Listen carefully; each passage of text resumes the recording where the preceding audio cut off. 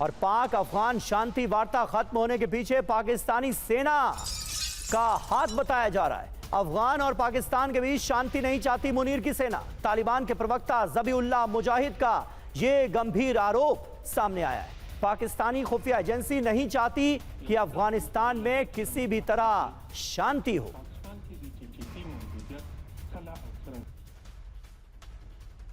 तो क्या अफगान से युद्ध चाहते हैं मुनीर? तालिबान के प्रवक्ता ज़बीउल्लाह मुजाहिद का यह बड़ा आरोप सामने आया है। पाकिस्तानी सेना का एक गुट अफगानिस्तान पाकिस्तान में शांति नहीं चाहता। पाकिस्तानी सेना के कुछ टॉप लीडर्स शांति वार्ता के खिलाफ हैं, यह उन्होंने बताया। पाकिस्तानी इंटेलिजेंस ने भी पाक अफगान शांति वार्ता में षड्यंत्र रचा। पाक अफगान शांति वार्ता फेल होने के पीछे पाकिस्तान की सेना सबसे अहम वजह है, यह कहा गया है तालिबान की तरफ से। और पाकिस्तान में आर्मी चीफ आसिम मुनीर को और ताकतवर बनाने की तैयारी की जा रही है। आसिम मुनीर को चीफ ऑफ डिफेंस फोर्सेस बनाने की तैयारी। पाकिस्तानी संविधान के अनुच्छेद 243 में 27वां संशोधन प्रस्तावित है।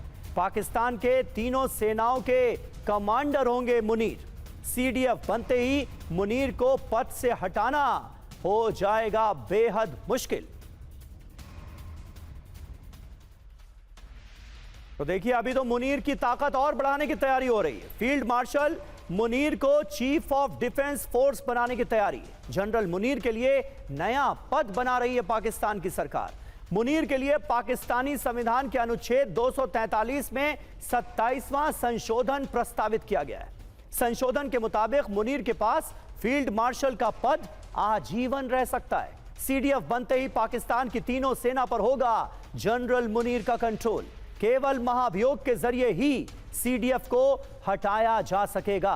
पिनाक सर एक बार खुद को फिर प्रमोशन देने की तैयारी कर रहे हैं आसिम मुनीर। इस खबर को देखकर पढ़कर तो ऐसा ही लग रहा है। हाँ, ये तो साफ है कि वो अपना पोजीशन स्ट्रॉन्ग कर रहे हैं।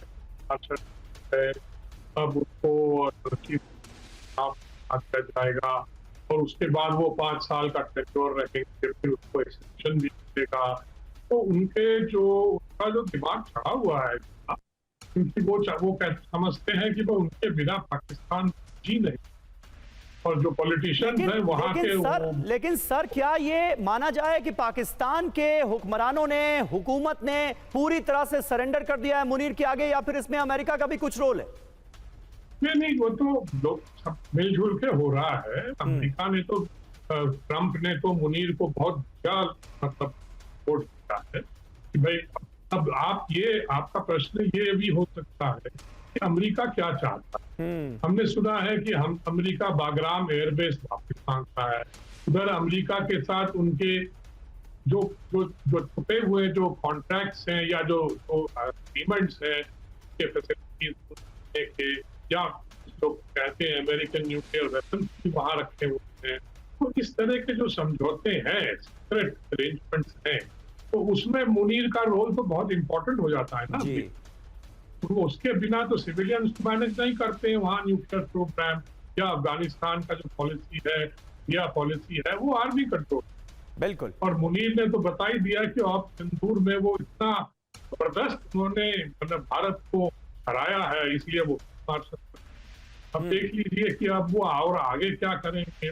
और अफगानिस्तान में भी मैं समझता हूँ ये जो उनका कैंपेन चल रहा है, बिल्कुल सही कहा आपने सर। और ऑपरेशन सिंदूर में इतनी बुरी तरह से पिटने के बाद पाकिस्तान में अगर पाकिस्तानी जनरल को फील्ड मार्शल बनाया जा सकता है तो फिर तो कुछ भी हो सकता है। बहुत बहुत शुक्रिया आप तीनों का हमारे साथ जुड़ने के लिए, इस चर्चा का हिस्सा बनने के लिए।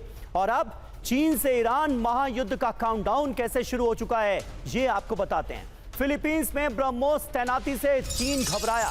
फिलीपींस की सेना ने किया ब्रह्मोस का शक्ति प्रदर्शन।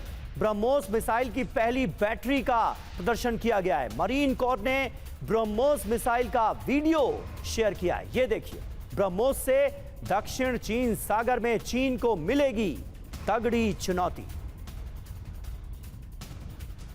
और वहीं ताइवान को घेरने के लिए चीन की नई चाल सामने आई। ताइवान की सीमा के पास देखे गए चीन के विमान।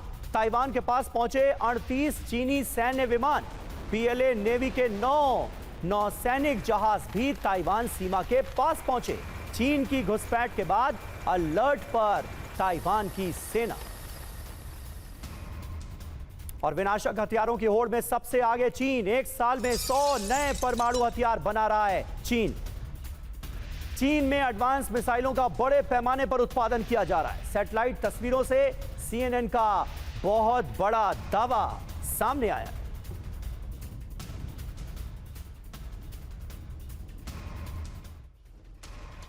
तो विनाशक हथियारों की होड़ में कैसे चीन आगे निकलता नजर आ रहा है, ये देखिए।